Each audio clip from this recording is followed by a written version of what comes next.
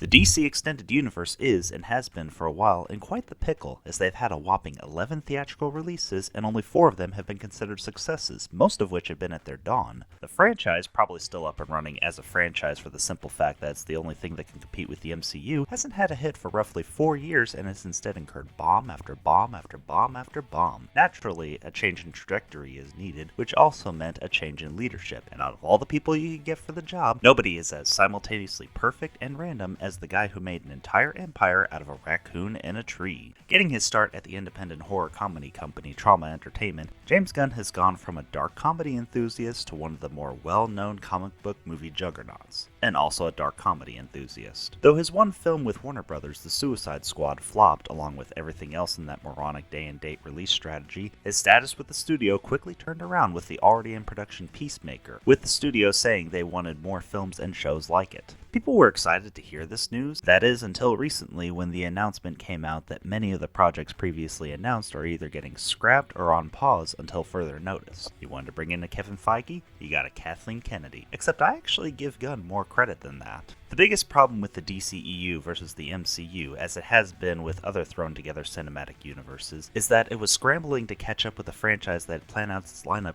years in advance. The conception of a shared cinematic universe with Marvel characters goes as far back as 2005, but didn't explode with the market until 2012. And while DC was still trying to do its own thing with Man of Steel in 2013, it obviously wasn't matching up with the box office numbers that Marvel was pulling in, so they scrambled to get their own cinematic universe together, making it seem like that was the plan the whole time, even though it obviously wasn't. Between Batman v Superman also not being a mega hit, Justice League actually losing the studio money, and Wonder Woman being a hit, Warner Brothers had quite the mess on their hands they couldn't get rid of. And anyone's natural inclination would be to clean up a mess they were asked to manage, right? Except that's not what they did at first. In 2018, Walter Hamada entered as president of the DCEU, and the results of that era were ridiculously experimental, with no films having any kind of matching style or any way to fit together, which some people admired for being less conventional than the MCU, but it completely misses the purpose of having a cinematic universe in the first place. Many people went to see Captain Marvel because of how they thought it might fit into the plot for Avengers Endgame. Birds of Prey obviously had nothing to do with the events of, say, Wonder Woman, so it didn't have the same appeal. Black Adam, in the same sense, probably would have fared out better if it tied into the events of Shazam! Fury of the Gods, which it still might, except without spoiling too much, that's not what they teased. Armada obviously had no clear vision of a large cohesive empire of films the way Feige did, so he essentially took the mess that they had on their hands already and made it into an even bigger mess. And Gunn, being the leader of a messy empire having to compete against the MCU, most likely told everybody to stop,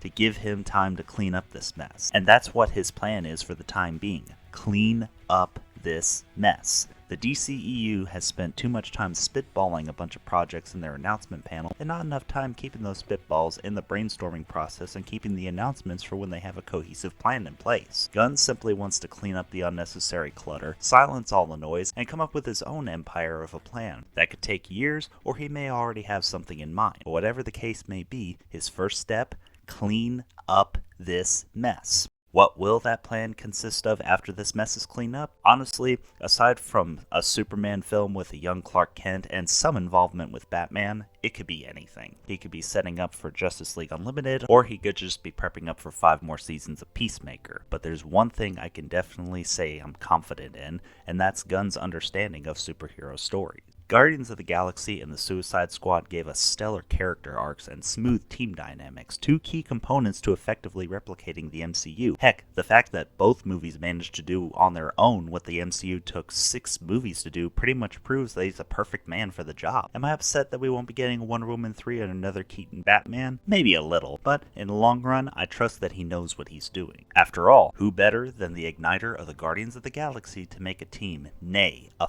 family, out of a group of disgruntled mishaps?